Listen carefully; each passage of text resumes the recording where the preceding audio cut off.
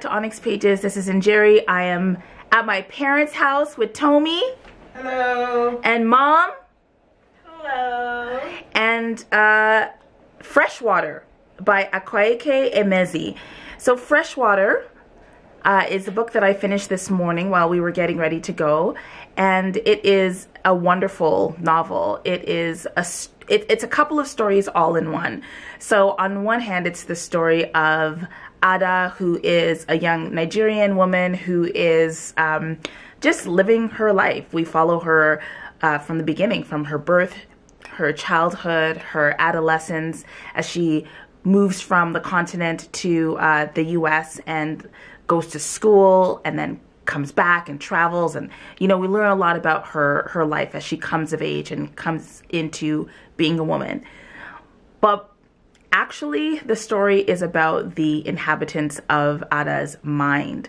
So when she's born, she's chosen by a set of mystical entities, godlings, if you will, or gods.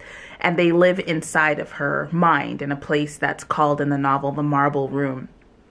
And so each of the chapters is told from the perspective of one of those beings that lives inside her. And these beings influence the choices that they make because these beings have a goal that they want to accomplish, but they are trapped inside of her body. And so the story is really about how whether or not reconciliation can happen between her as the human being living this life and the beings that exist within her.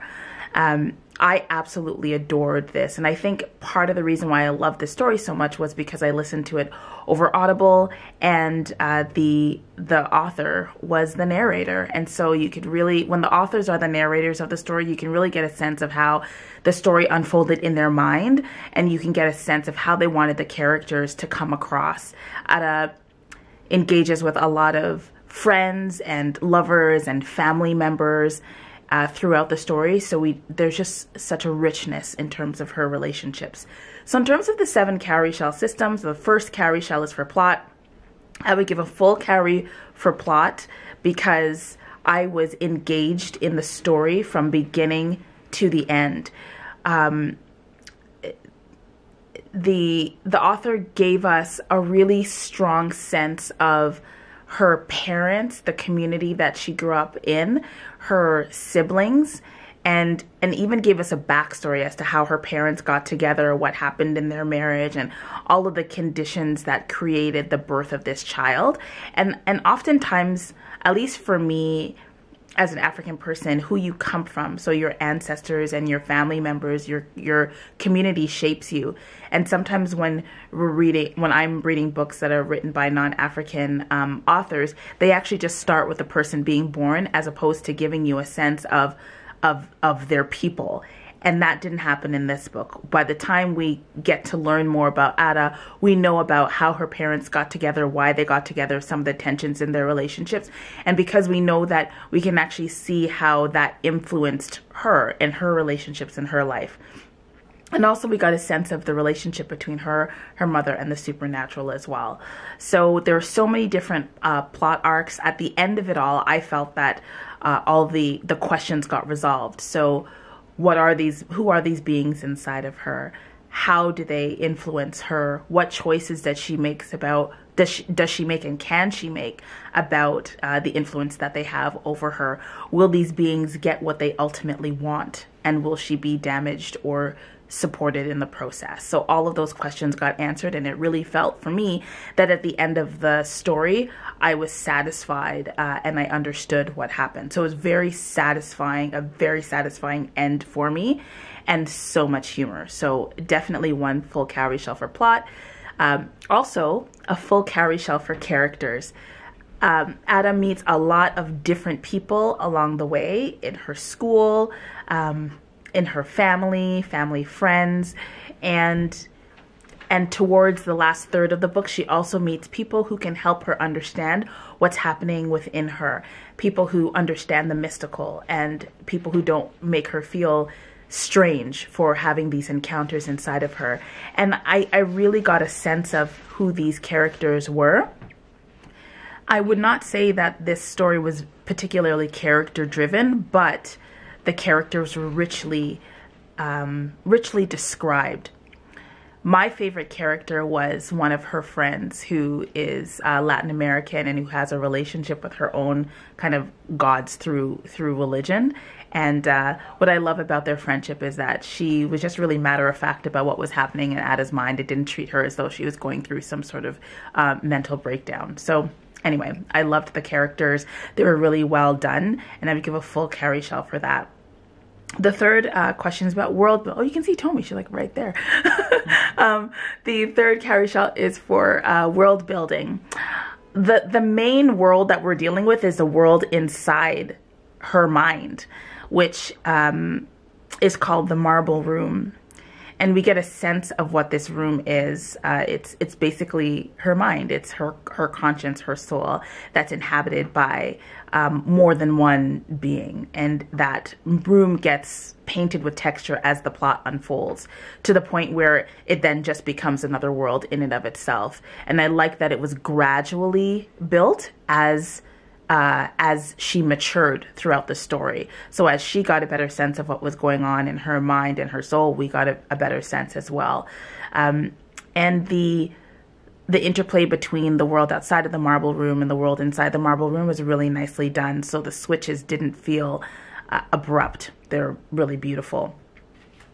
And was this Afrofuturist? And as I said, I'm going to be updating the cowrie shell system, so this is a bit of a weird question.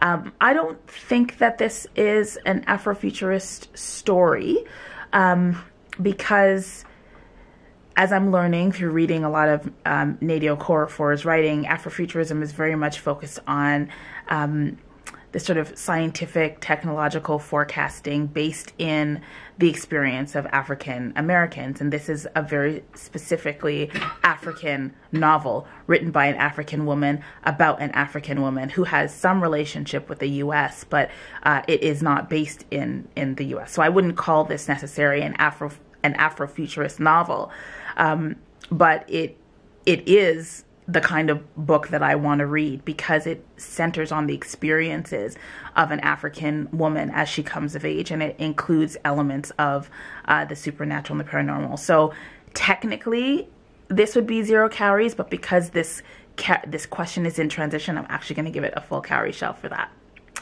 LGBT content, there's a lot of it, and unlike many of the books that I've read this year, not only does the author deal with sexual orientation, she also deals with gender identity and transitioning, which is something that happens throughout the plot. So there are lots of different expressions of sexuality, sexual desire, and a really interesting interplay between what it means to engage in sexual activity as somebody who's a survivor of violence, and also gender and transitioning from a spiritual and magical perspective. So I really love the way that all of those topics were dealt with in this story, and it came as a surprise to me, and I was actually quite touched.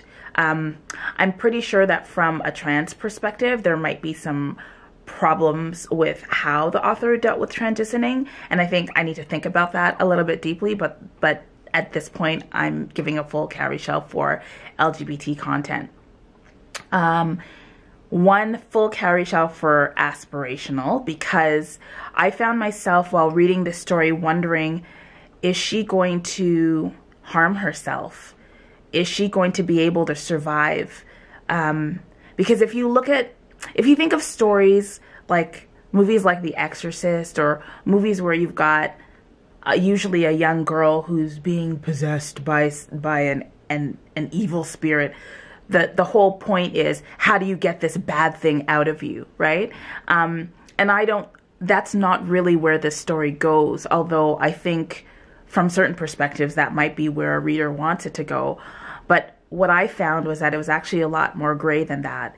We all live with our things, right? Whether it's different aspects of ourselves, or we might call those aspects of ourselves different names. We might believe in a cosmology that involves many gods. We might be a monotheist, and we might identify these voices in our heads as the Holy Spirit, like whatever. We have different ways of understanding the spiritual in our lives.